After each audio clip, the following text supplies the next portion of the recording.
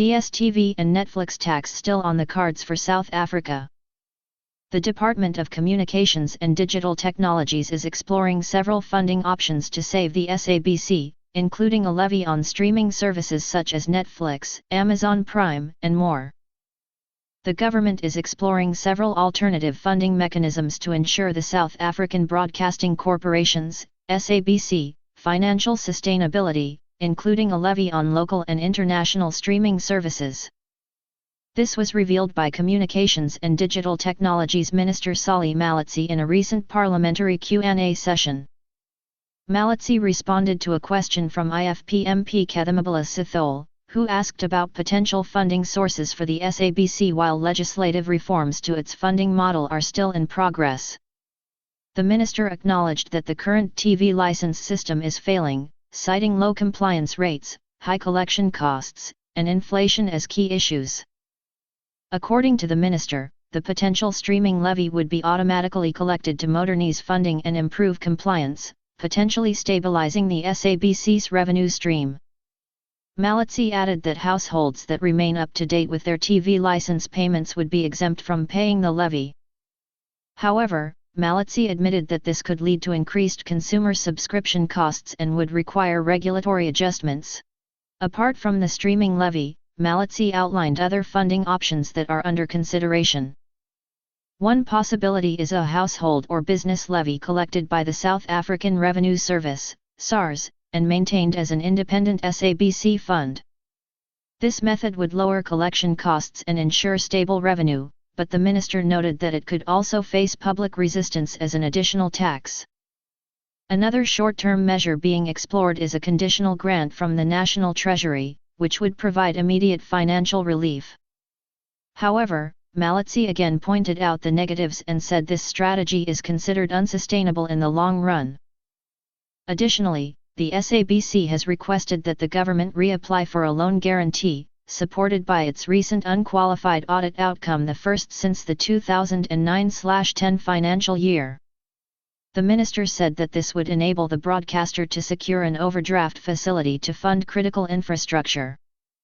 However, as Malatsi noted, while this approach offers immediate financial flexibility, the SABC would still be responsible for repaying the loan, putting further strain on the broadcaster.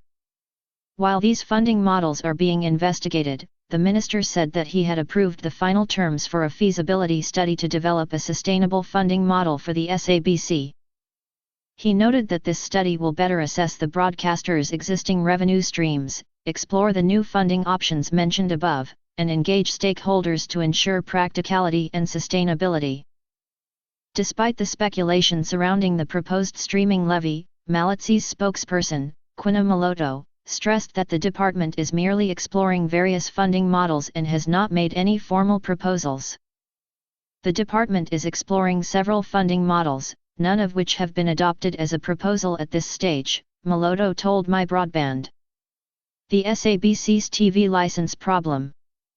In a separate parliamentary Q&A session at the end of 2024, Malatsi provided details on the scale of TV license non-payment and the efforts to address it. The main reason for the SABC's dire situation is that South Africans have staged a quiet tax revolt by refusing to pay their TV licenses. According to the SABC, only 13% of registered TV license holders are paying their bills. This excludes households who have never bought a TV license despite owning a TV. Malatsi revealed that 7.5 million TV license accounts had been handed over to debt collectors, yielding R139 million in collections between April and September 2024, an increase of R41.7 million compared to the previous fiscal period. The minister said that the SABC has introduced several initiatives to improve compliance and encourage payments. One such initiative is the Loyalty and Rewards Program, launched in December 2023, which incentivizes payments with rewards such as vouchers and airtime, tailored to different debt categories, he said. Another strategy involves using Geographic Information System, GIS, data to identify unlicensed households by mapping physical addresses against the SABC's TV license database. This data is then used to send targeted SMS and email reminders, he said. He further explained that trace alert flags are placed on the credit profiles of defaulting license holders, which often prompts them to engage with the SABC and settle outstanding fees.